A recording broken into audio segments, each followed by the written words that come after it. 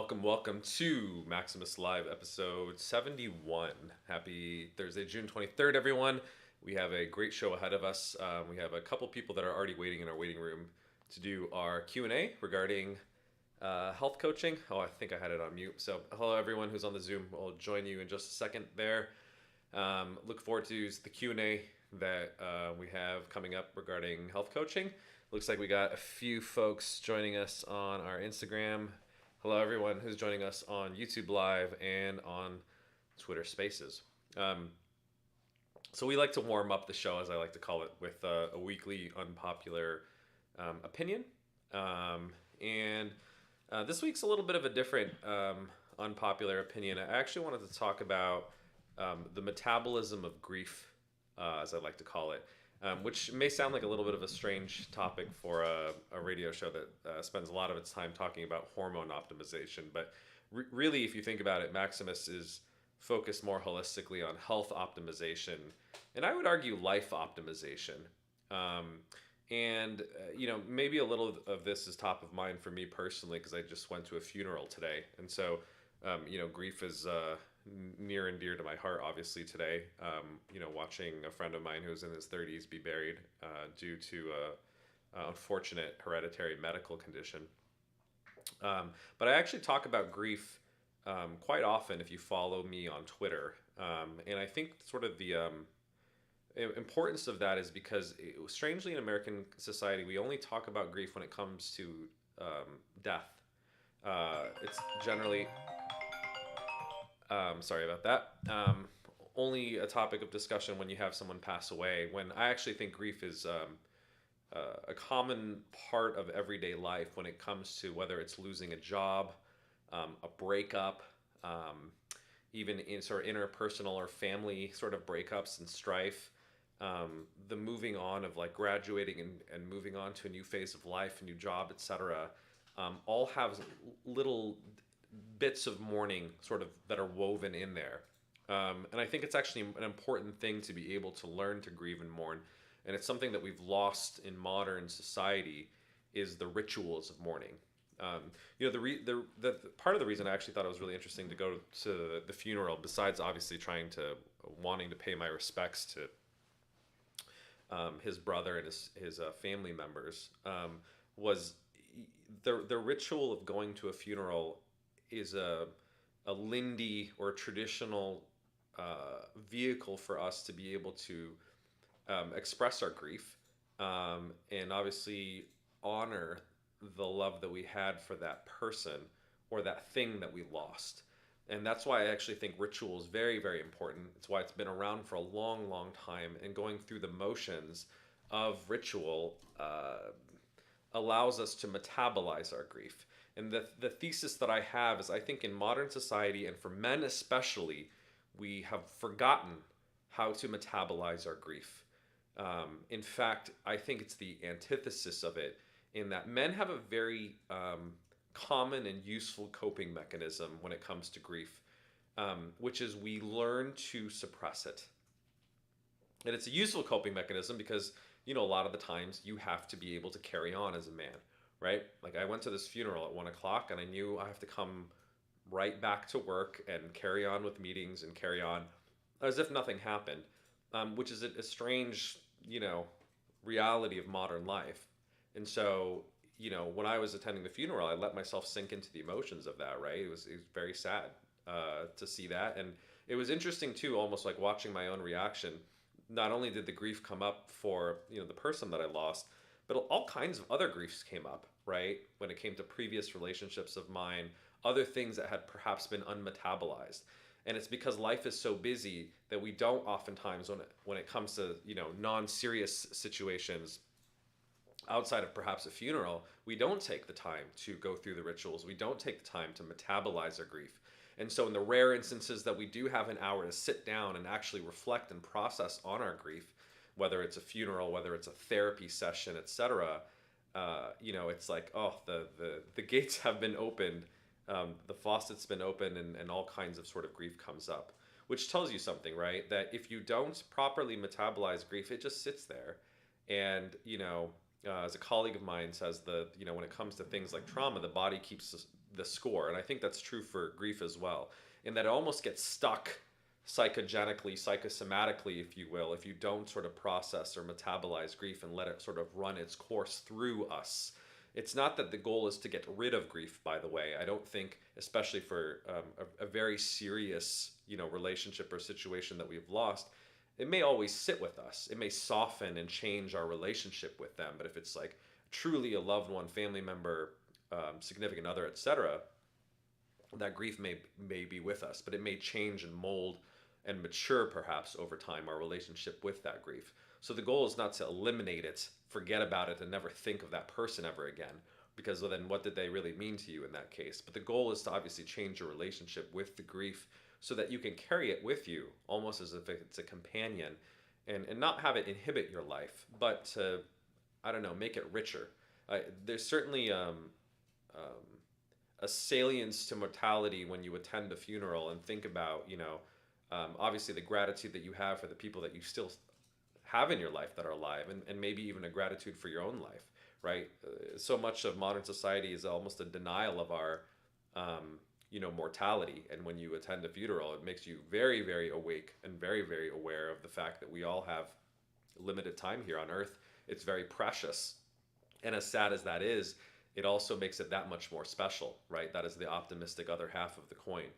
And I think I was talking to actually a client of mine the other day about this very topic, that men, a lot of men don't experience depression because they've essentially overgeneralized the suppression coping mechanism. I run across a lot of guys who basically never get depressed, and they almost wear it as a badge of honor, and they say, oh, I'm so resilient because I never get depressed. But here's the thing, they don't ever get depressed because they don't let themselves get depressed. And like I said, that's useful when you need to carry on, you need to take care of your family, you need to just go to work. But the suppression of that, whether it's depression or grief, because they're cousins of one another, often presents challenges, because it's not like you can just make it go away forever, right? Because if it's stuck there, unmetabolized, it's still sitting within you. And then it literally becomes cancerous in a lot of ways. And so, there was a Twitter thread on this topic, and I may have talked about this before, about this guy was talking about how, like your ancestors, your father, your grandfather never experienced, depression because they were tougher than you. And I was like, no, they just became alcoholics, right? That's the way that the guys used to deal with their grief and depression, was just numbing or suppressing or avoiding it. And I think that's very, very true these days. People obviously, probably 10,000 people a day die from alcoholism. Or maybe not a day, per year, I would say, die from alcoholism. But I think with modern society, we found new ways to numb our emotions.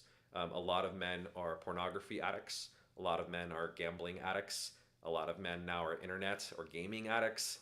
And so we have lots of new modern ways to numb and suppress our depression and grief. And so even though it seems like very resilient to never get depressed, well, not really, because all you're doing is essentially avoiding it. And so there's a great anecdote from the psychotherapist Francis Weller. He talks about going to an African village and talking to a woman who was very, very happy. And so he asks the woman, like, what's your secret? Why are you so happy all the time? And she says, well, it's because I cry a lot. And I thought that was a very profound story and lesson, right? And that's the thing that men don't realize, is that when we suppress our grief, we also suppress all of our joy, right? And so, yes, it does allow you to get up and go to work right after a funeral the next day, because you block the lows. But when you do so, you block the highs as well. And that's not really living, right? That's a maintenance mode in order to get through a tough time. And that may be necessary for a day, a week, or whatever you need to do to get through life. But it's not an effective way of living for the long term. Or as John Cabot said, it's not full catastrophe living, in which we need to be open to both the positive and negative emotions of life and experience the highs and the lows if we're going to live in a way that's truly rich and deep and profound. So my sort of unpopular opinion is, if you really want to experience the joys and ecstasies of life and feel the beauty and serenity and all the good things, all the positive emotions of life, ironically, the way that we have to do that oftentimes as men is to be able to go deeply into the darkness of our own grief, our own sadness, often that which is unmetabolized, unprocessed, and not dealt with. But by doing so, it opens up the defenses that we have constructed within our souls and allow us to both feel that negative in order to feel the positive, right? To allow us to feel the joy because we cry a lot. And it's hard because guys obviously don't cry very often, very rarely. In fact, you'll hear many a man say the only time I ever cried was at my father's funeral, or stories like that. And the goal is obviously not to cry all the time, but to be able to get in deep touch and contact with our negative feelings in order to metabolize and process them. Because not only, like I said, is it probably building up in a way that's almost carcinogenic, but it's really inhibiting our ability to experience real satisfaction and joy. So this is obviously deeper work. Some would call it depth psychology, and it's very useful to be able to do that, whether that's within your cultural or religious tradition, being able to go through the rites of grief, whether it's a funeral or whatever, to be able to do that in the context of psychotherapy with a psychologist, or perhaps a men's group in which you can do that together with someone else.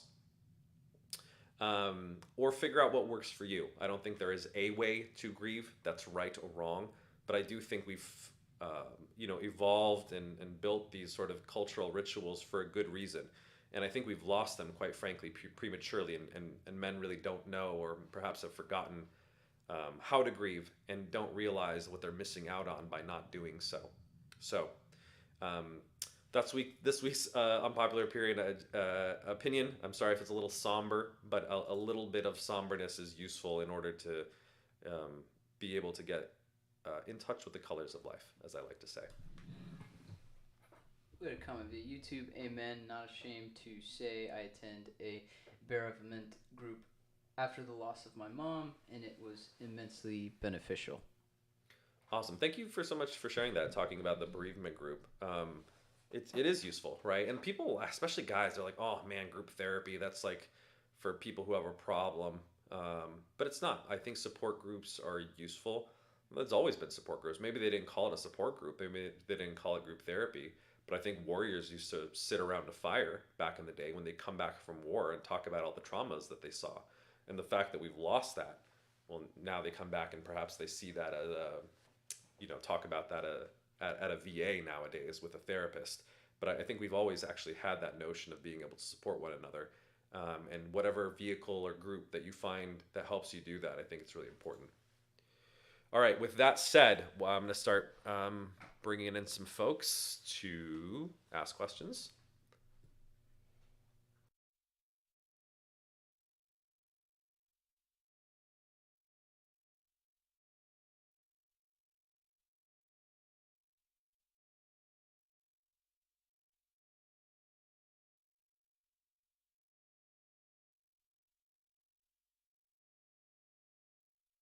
There we go. I hear you now. Hey, Dr. Jana. Hey, good. How are you? Good. How are you? Hey, doing good.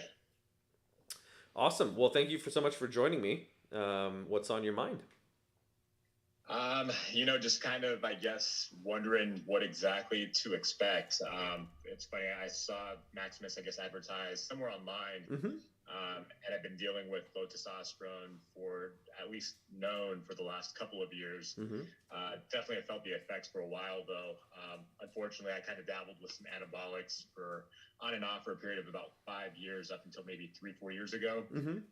So just kind of been experiencing, I guess, the normal side effects, super tired, lack of concentration, just not quite feeling like myself 100%. Right.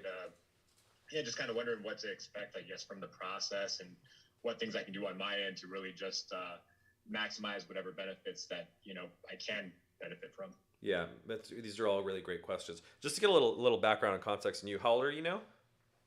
34. Okay, so yeah, you're kind of getting into that. I don't want to say midlife. Makes you feel a little bit older, but I do really think somewhere around 35 is when a lot of guys start perhaps experiencing the start of aging, is the way that I'd put it, right? Around 35 is, for instance, when a lot of guys start noticing graying that just like never existed before. I certainly never experienced it before that. Hair loss, certainly reduction in recovery. If you're used to sort of working out on a regular basis, it's not that you get weaker. I think guys can actually be quite strong. I mean, LeBron James is probably 37, 38. Curry's in his mid 30s. Yeah. You can still be a very, very high level performer, but I don't think they recover quite the same. It takes longer. And certainly, like, you feel the effects of sleep deprivation, alcohol, etc., a lot more. So I think, perhaps that's exacerbated a little bit, and you're feeling that as well. So what's the main sort of goal or benefit that you're looking for in terms of optimizing your testosterone? So I'd say definitely energy levels for one, and then two, just libido definitely as well. Yeah, I think I mentioned in previous radio shows as well. Like, generally, sometimes people experience it a little younger, but definitely guys over 45, they start to experience some of that as well. But certainly the energy is, I would say, the number one reason I think most people start to become interested is because, well, they just don't feel that, as you said, like I used to. And its energy is the most salient way that you're obviously experiencing that. You did mention you experimented with some anabolic use in the last couple of years. I'm curious, like, what did you try? Did you notice anything? And obviously, why did you stop? Yeah, so I mean, So I had started initially because I've kind of got involved in like bodybuilding Right. and that whole industry, right? I used to own a gym out in Las Vegas. And It was just one of those things that it's huge in the industry, whether or not people really talk about it. It's one of those things that it's just it's very, very common. So I started dabbling with that, started competing. I kind of realized early on it really wasn't for me. I really preferred just the natural route to begin with. Right. But I've dabbled with a little bit of everything from, orals like Anavar to, of course, testosterone, different types of testosterone, prop, ethionate, Deca, a little bit of Tren, which I definitely really wasn't a fan of whatsoever. A lot of people say just that. a little bit of everything, honestly. Yeah. Yeah, and I think your story is not uncommon. I certainly it's par for the course in the bodybuilding industry, and now I would argue like basically all the fitness influencers are definitely using something in order to maintain their image and their followers. Just out of curiosity, why did you not stay on like a more of a medically supervised testosterone replacement therapy? So, what's funny is, initially I didn't even know I was low in testosterone. I kind of almost had a feeling just because, again, the side effects were kind of there, right? The energy, the libido. So I decided to go talk to my doctor and finally actually order a test with him for testing testosterone. And he was just a lot more, I don't want to say he didn't care, but maybe it wasn't really quite his expertise dealing with people. I'm sure he's dealt with, several people that have experienced naturally, age 50 plus who just have these issues. So he pretty much was just like, look, you know what, I'll prescribe you Viagra essentially, but, I asked him about other treatments, whether it be testosterone or even anything like even Clomid, just, common PCT type, medications. And he was like, no, you know what, we just kind of doing things naturally is kind of the best way to go. And of course, coming from the industry, I mean, Clomid was definitely like a big thing. I've never really talked to a doctor that knew much about using it for, I guess, maximize testosterone, post-cycle. It's just one of those things that I guess it's not generally put out there, I guess. Yeah. So this is your primary care physician, your PCP? Exactly. Yep. Yeah, that's the challenge. I think, unfortunately, like most PCPs or family doctors are not really well trained when it comes to hormone issues. That falls really in the realm of in theory, endocrinology, but it's really urologists these days who are the only doctors that really have the training and experience. So I think you're experiencing, and unfortunately, like what most PCPs, they'll do bread and butter stuff. Maybe they'll give you some Viagra if you're experiencing some ED issues. But ironically, that's a really good point. For instance, like the PDE5 inhibitors like Viagra and Cialis are vasodilators, meaning they increase blood flow. So they will increase you improve your erections, but it doesn't actually improve libido. Libido or sex drive is a different matter. It's not a blood flow issue. It's both psychosocial and physiological, right? There's a lot of other things that are going on there. So it's doesn't necessarily take care of libido issues. That's why optimizing testosterone, if you are deficient, can be sort of helpful there. So it sounds like he obviously wasn't able to take care of your needs there. And then you ran across stuff. Have you signed up for our protocol yet, or you're just kind of curious so before I you signed do? up for the protocol. I took the test. They sent out the medications. So I think I'm on day 3 of the protocol right now.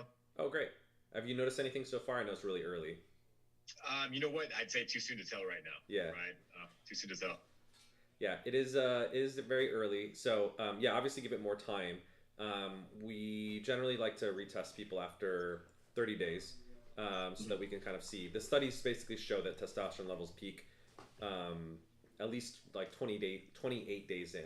We do anecdotally find that people can sometimes experience subjective benefits even within a day to a week, but it varies. Honestly, the subjective effects kind of depend a lot on where you're starting from. If you're truly low, I think a lot of guys do experience sort of a benefit faster up front because, if you're going from low to normal, you'll notice it. If you're starting more in the normal range and you're getting to high, let's say, and you're not particularly symptomatic, you won't notice a huge difference. I would say, like on a day to week basis, it's subtler and it's more of an experience that you experience over time. So let's obviously give it more time in terms of let's obviously do your retest. Do you remember what your baseline levels were when you did our initial test? Baseline with your guys' test, I want to say it was like 374-ish, right around there. Okay. So yeah, you're literally like right at the cusp. I mean, of kind of like the low range, depending on what the reference range is. Sometimes it's like 282 up to 374, ironically. Do you remember what your SHBG is, just off the top of your head? I do not. I don't know. That's obviously very useful, as we've talked about. I think free testosterone is more important than total testosterone. So hopefully when they gave you your results, they should have like calculated your free testosterone. If they didn't, let me know on the discussion forums and I'll calculate it for you. But yeah, that'll be useful. Yeah, it's super low as far as the free testosterone goes. I do remember it being on the very, very low percentile. Okay, so yeah, you got room to grow, and hopefully you'll get benefit. On average, I think we've been finding sort of 1.5 to 2.5x increases. Usually with guys like you, if they're starting lower but are otherwise healthy, right? Like not excessively obese, don't have other comorbid medical conditions. Usually, in fact, we will get sometimes even better results. Like you'll see a doubling of levels, sometimes even higher. We've had some exceptional results that are like 3 to 4x. Doesn't obviously apply to everyone, but it's quite possible. The reason I mentioned that is I was actually seeing someone make a Facebook comment and they're like, well, if you start out at like 150 and you double levels and it goes to 300, well, it's still not very good. And I was like, that's true, but it's not actually applicable here. We actually have guys who started out like 200 go to 800 or 900. So if you're otherwise healthy, like your testicles actually work, but for some reason, your hypothalamus is not sort of producing enough GnRH, or you're getting too much estrogen from all these endocrine disrupting chemicals that we're consuming in our water and food. Having sort of the medication really can jumpstart the system, so to speak, and really sort of improve things. So that's what I would expect is, to answer your original question is, obviously give it a couple weeks. We'll see your response in terms of 30 days. Are you on 6.25 milligrams? I want to say yes. Okay. So yeah, I mean, oftentimes that's what we'll start people on. Sometimes a little bit more. But yeah, we like to obviously go low and slow. So pay attention to your symptom response. I think after a month we'll have you retest the questionnaire that you took in terms of like your mood, your libido, work and athletic performance, just like how you're functioning, right? And then you and your doctor will look at the before and after, which is like, yeah, is my libido better? Is my energy better? Am I better on all the things that actually matter, right? We think it's actually even more important than the numbers, right? Different guys feel good on different numbers. In the end, what really matters is like, look, are you happy? Are you high functioning? Are you performing? Are you doing the things that you need to do in your work, your relationship, etc.? That just, I don't know, makes you an effective human being. So that's the first priority. Second priority is like, let's look at your numbers. Are we getting you to a zone where you should have good symptom functioning? And if you're not quite at the zone that's optimal, we can obviously adjust your dosage. We can obviously increase your dose. Sometimes, I will tell you anecdotally, if people have played around too much with the anabolics in the past, now it's a function of the duration and the severity, which is like the longer you've used it and the harder essentially you've suppressed. Like if your testosterone oftentimes will go to close to zero actually on some anabolic steroids.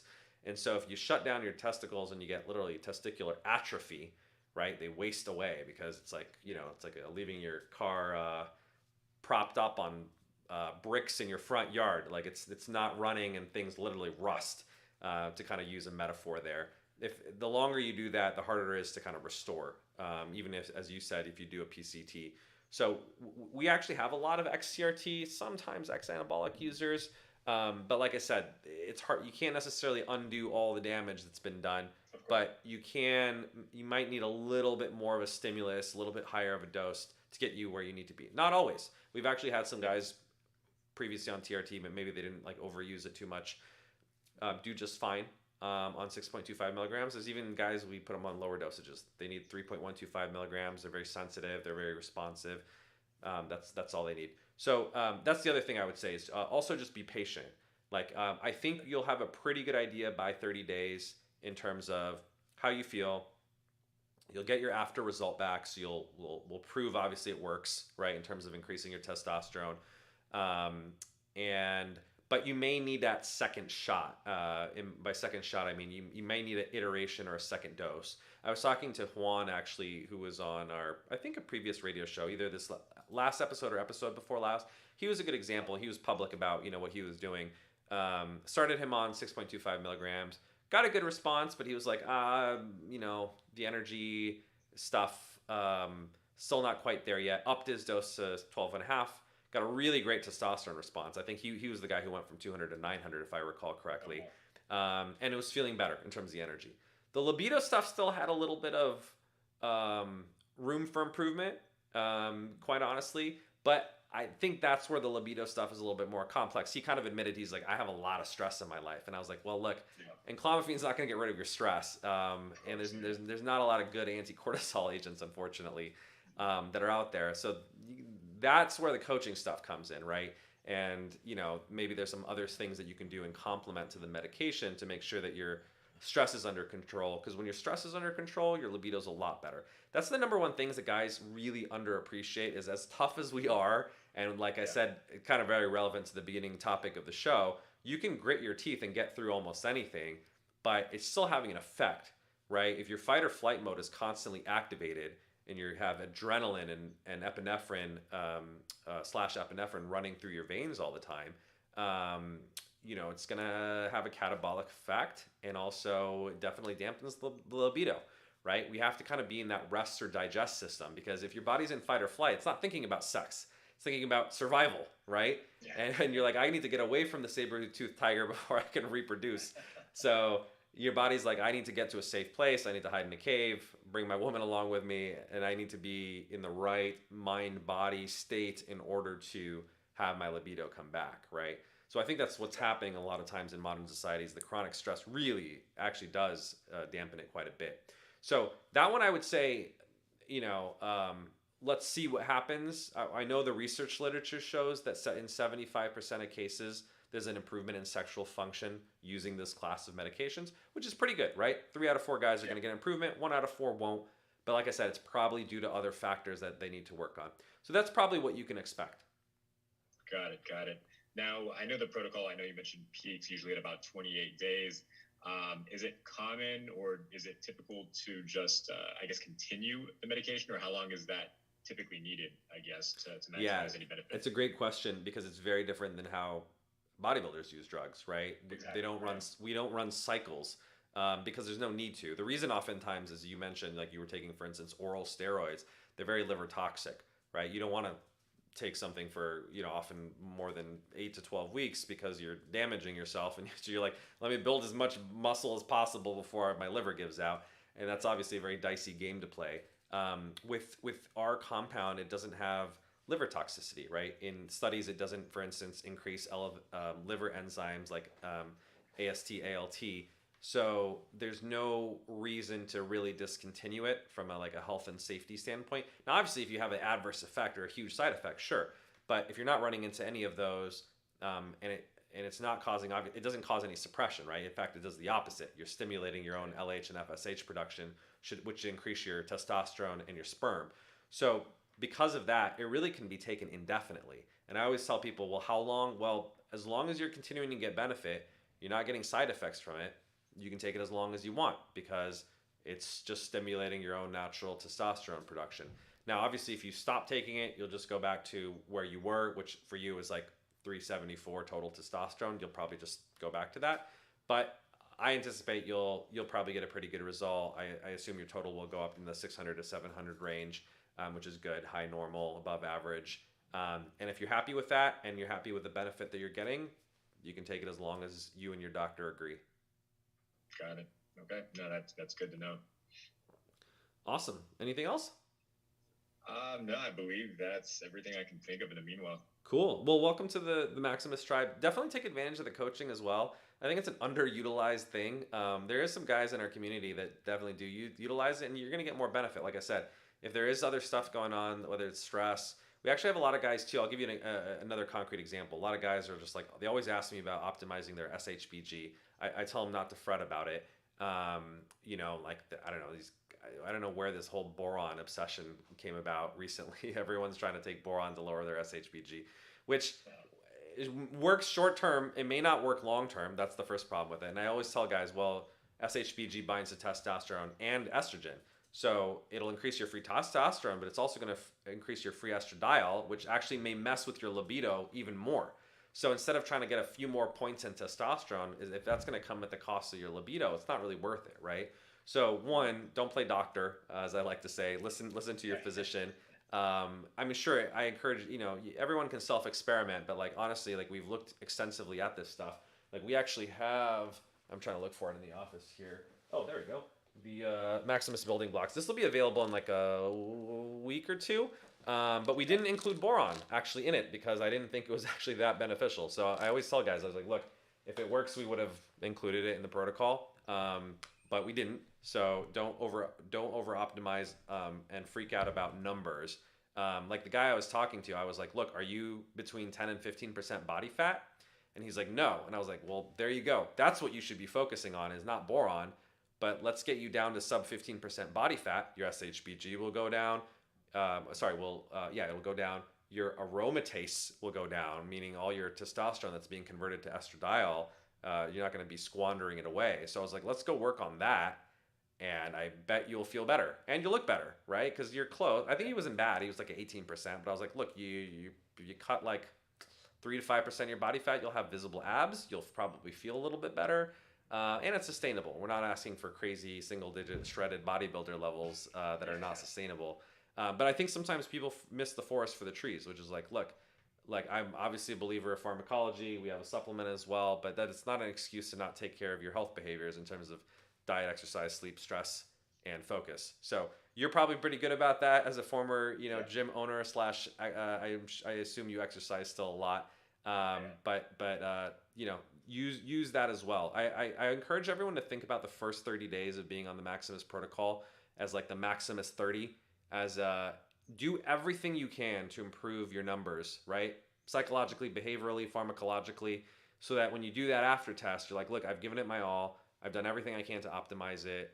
And, hopefully the numbers will look good and I'll be feeling as great as I can. And, obviously I want to maintain that as long as possible. But it's that nice window of opportunity where you're getting retested, so you might as well just give it 100%. Gotcha. And I think you may have answered this question already before, but if you do end up coming off the medication, what do you kind of expect as far as, I guess, baseline numbers? Kind of do they kind of return to what they were prior to, or are they okay? Gotcha. You just go back to baseline. Like I said, for you, you'd probably go right back to 374. Yeah, it might take a little while. It'll take a week or so to kind of drop back. The half-life of clomiphene is pretty short. It's about 10 and a half hours. But the effect, because it's still stimulating your LH, will take a little bit longer, even though it's the drug's out of your system. The systemic effects might take a week to come out. But yeah, you'll just go back to where you were before. So it's like vitamin D. Like if you take it, it'll double your vitamin D. Like this should basically double your vitamin D levels because we have 10,000 IUs in here. It'll stay elevated as long as you take it. You stop taking vitamin D, you'll go back to whatever you naturally produce through sunshine and diet, Gotcha. essentially. So yeah, I think it's pretty true for most supplements and medications. Okay, cool. No, good to know. Awesome. Well, thanks for the questions. Welcome, as I said, to the tribe, and I'll see you hopefully on the Discord community. Yeah, no, I appreciate it. Thank you so much, Dr. Yam. All right, take care. Yeah, take care. Bye. All right.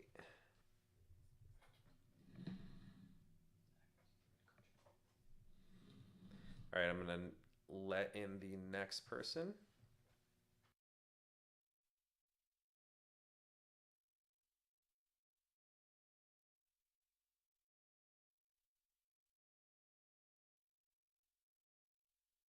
Nickler on the line on Instagram. What up, Dr. Cam? Hey, good to have you joining our Instagram live. Give a little heart shout out right there while our guy on Zoom hopefully is joining us. Can you hear me, sir?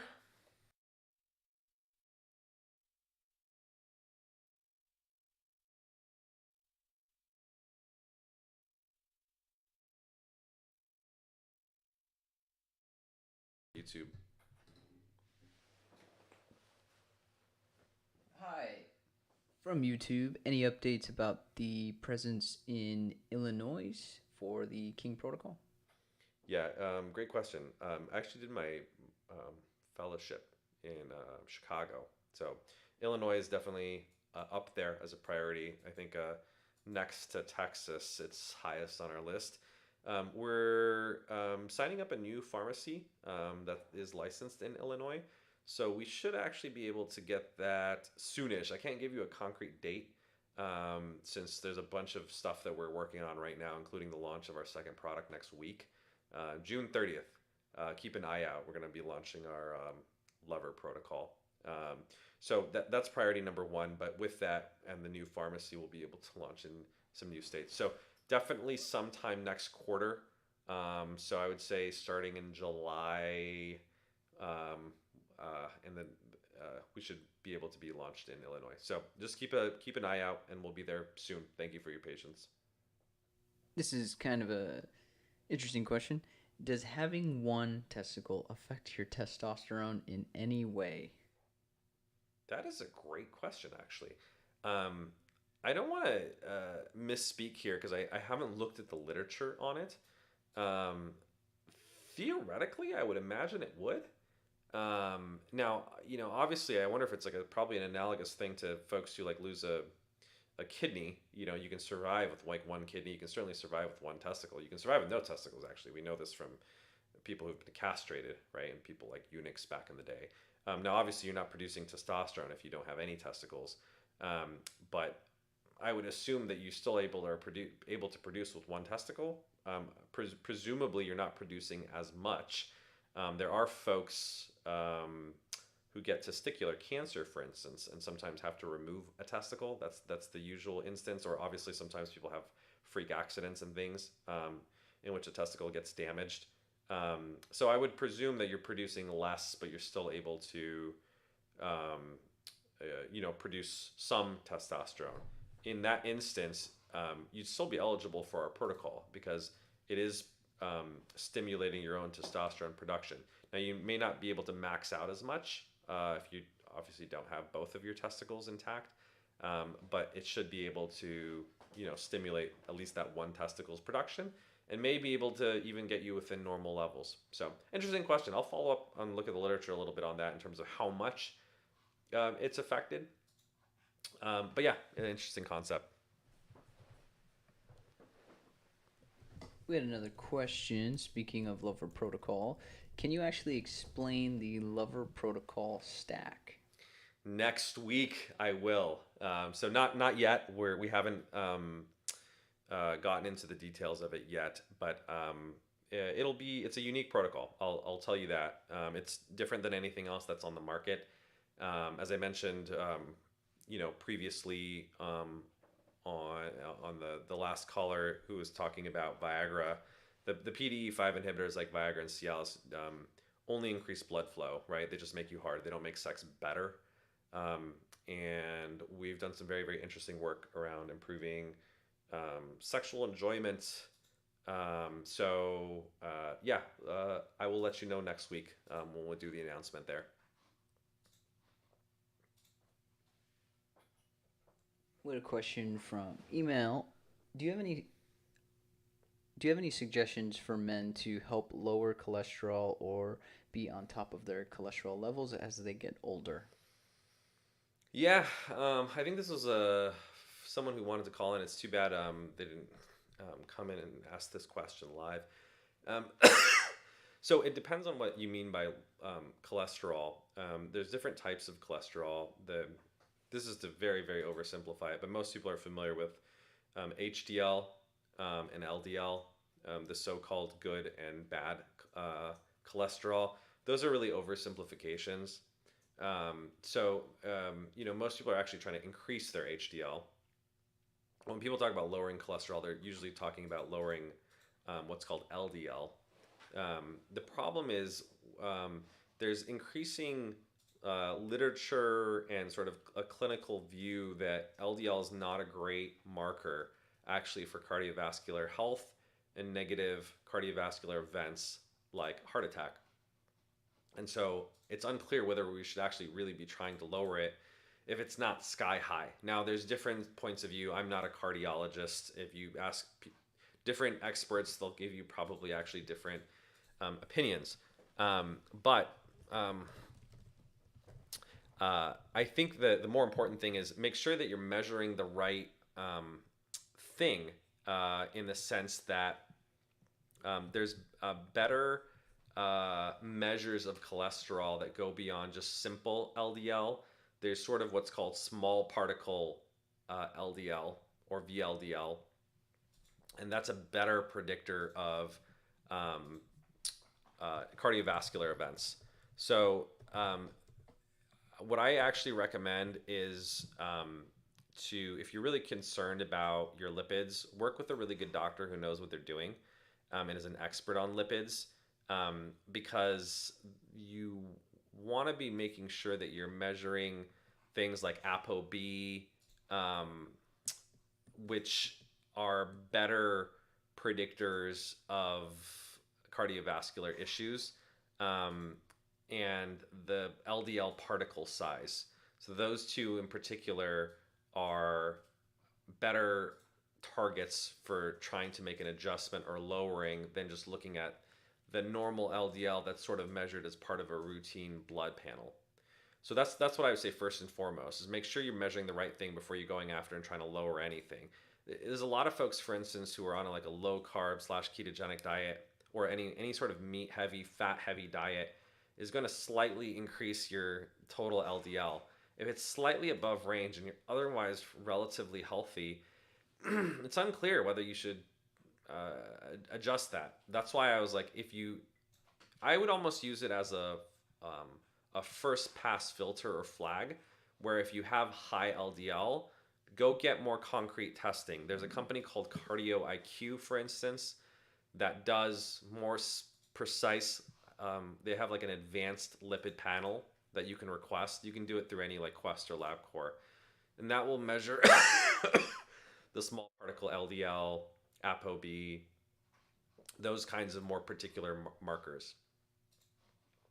I think for most people, though, what you should look at that is a better predictor is your triglycerides and your HDL.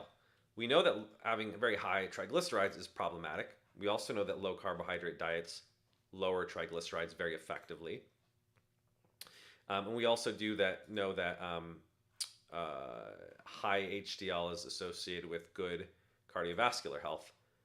So if you're generally over 60, it's great. If you're below 40 as a man, then increases predisposition to heart disease. So one of the things that you can look at is the ratio between your triglycerides to your HDL. So it's the triglyceride to HDL ratio. And that the lower the ratio, the more prevalent, you get these larger buoyant LDL particles. But as the ratio sort of goes up, the small dense LDL particles become sort of more common. So that's a more useful measure, I would argue, is looking at your triglycerides and your triglyceride to HDL ratio. So, but I think this is an example of don't play doctor. Work with a really good, either your PCP or a specialist that's an expert in lipids to make sure that you're measuring the right things and then you're taking the right efforts. I think for the most part, a lot of this can be in otherwise healthy people adjusted with good lifestyle. It's mostly dietary changes, exercise, and other lifestyle factors that can improve lipids. Some folks may need a statin, although it's controversial. But some people just have a genetic predisposition to hypercholesteremia or dyslipidemia, in which they really do need to be on a drug. Otherwise, you get heart issues and premature death. While natural is always better, you have to take into account genetic differences. And if all your family members are dying in their 40s and 50s, that's not really natural either. So take that into account too. I do think it's useful to at least get tested and see where you stand. Try to make any lifestyle changes as much as you can, and take medication as needed when it's helpful.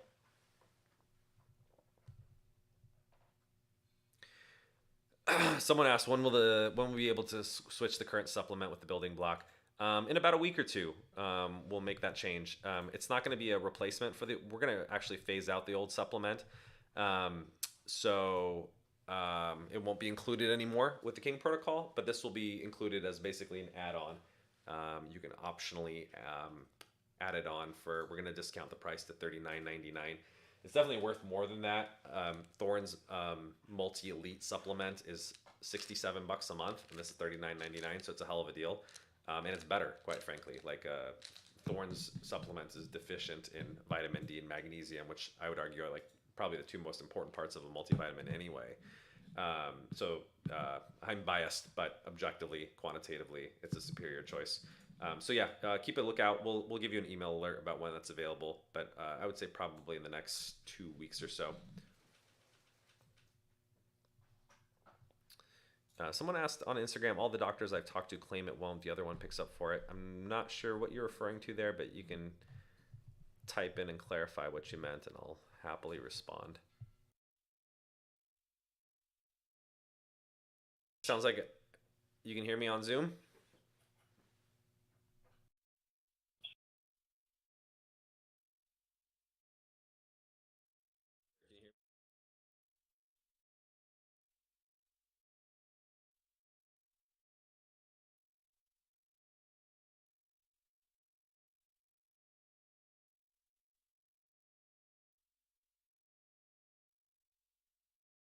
I finally got you.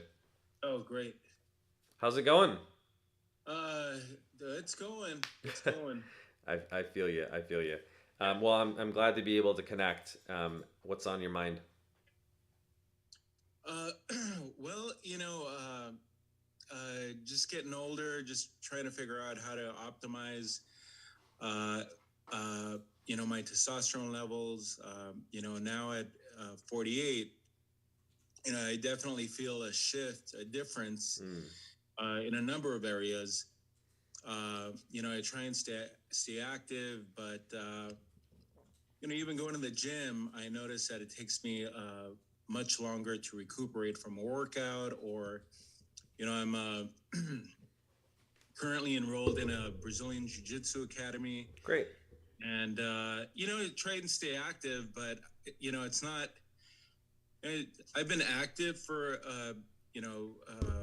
I've been trying to stay active, but I noticed that it's not. Again, it's not. I'm just not recuperating. I mean, when I was younger, especially in high school or even in my early 20s, I'd do a hard workout. Next day, I might feel a little sore, but it wouldn't take long for me to get back in it. Right. Now, if I do, I try and I kind of have a schedule in place, but I'll do a whole body workout, go to the gym, do some squats, but then I'm sore for literally the entire week. Yeah. And it's just not. I just don't bounce back as quickly. For sure. I'm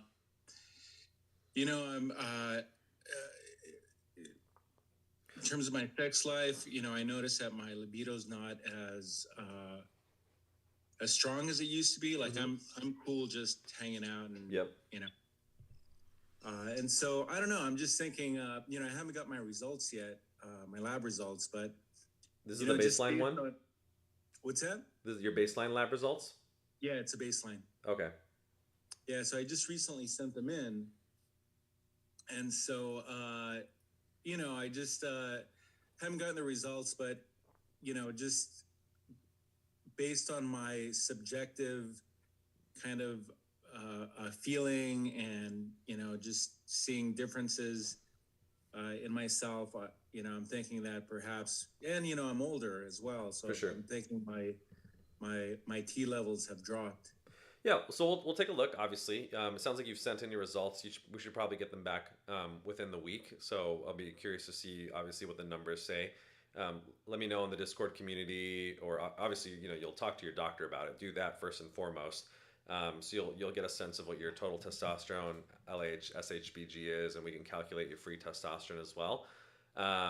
This is why, by the way, in previous shows I've talked about, I actually really encourage the younger guys to measure their levels, because even though you obviously feel different when you're 18, it's also useful to track your numbers because you can actually see if they declined over time. Now, obviously, most of us didn't have that privilege, but we can at least compare you to 19 to 39-year-old healthy, non-obese males. So like kind of like young, healthy guys, where it's not as useful as maybe comparing it to your reference range, but you can at least compare it to what otherwise it should be. So we'll take a look. We'll see how it is. But some of the stuff that I think that you're just describing is normal, right? Like I mentioned, for instance, previously, that recovery is just never the same in your 40s as it is in your 20s. Like you just, that's why you don't see generally most professional athletes in their 40s anymore. Maybe very early 40s if they were phenomenal. And even those guys, like Michael Jordan's a really great example. Obviously, greatest basketball player, if not athlete of all time.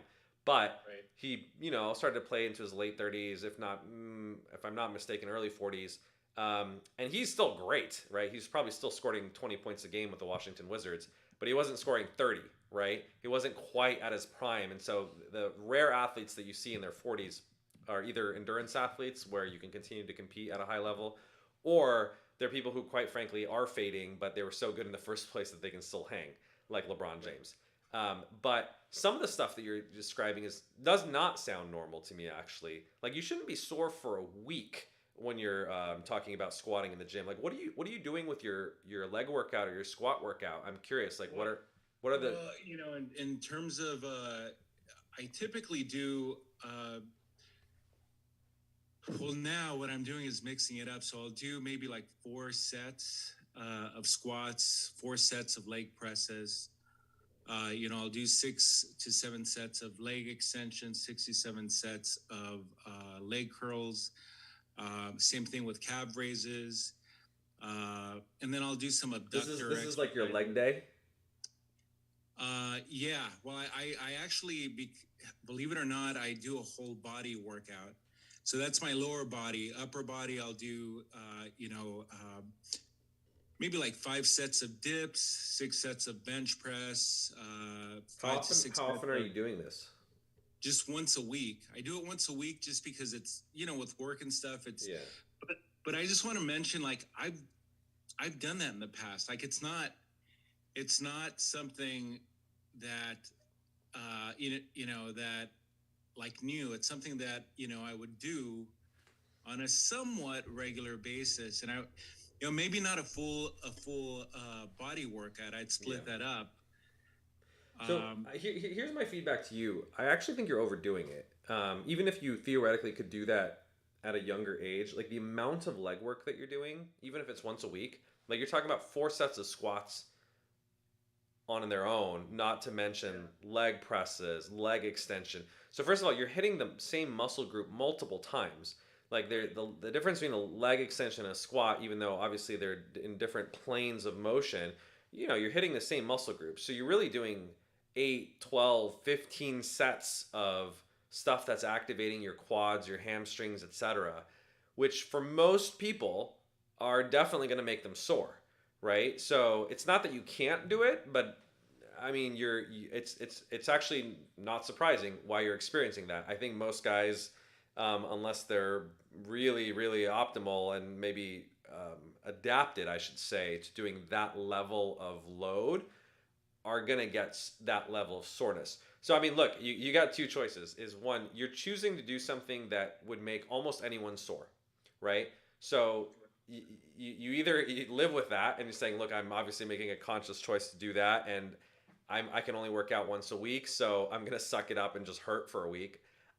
Or what I would suggest is you tone it down in terms of now what you're describing, what you're doing with your upper body actually makes more sense to me.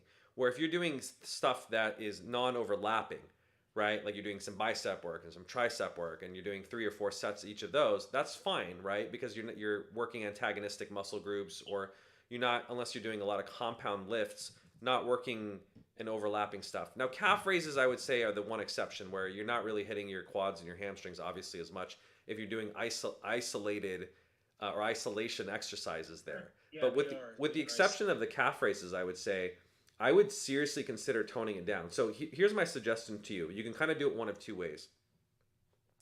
You can either do one set of each of those exercises, is what I would suggest. Do one set of squats, one leg extension, one leg press, etc., or rotate through it, which is like on one workout, just do squats, one workout, just do leg extensions, one workout, just do leg press. And so you're getting a little bit of variability between it. But I would say, look, if you're doing heavy weights, right? Like I don't think you really need to do more than 3 sets of 8 to 12 reps of squats or any particular compound leg exercise. Because you're not trying to be a bodybuilder here, right? Where you're trying to maximize volume.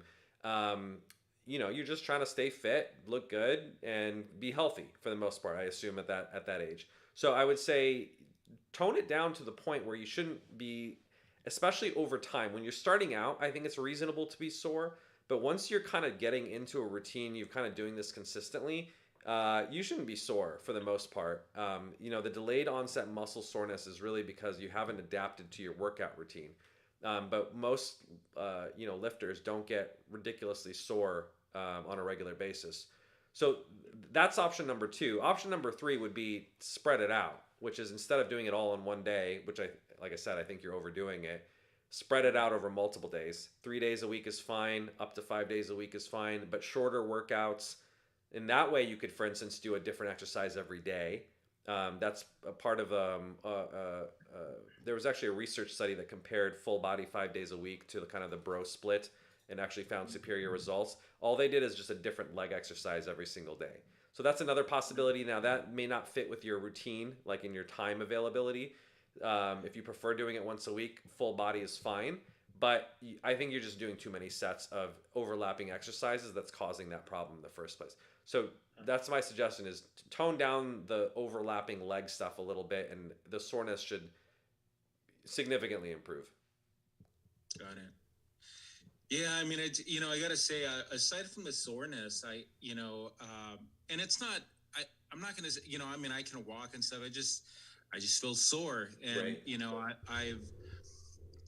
I was considering toning it down because, I just, I am taking, these jiu-jitsu classes, and I actually miss the early part of the classes during the week, just because it's too much. I mean, I can't, they have us do other exercises, and you're actively, sparring or grappling with folks, and right. It's just, I just can't, I just can't deal with that.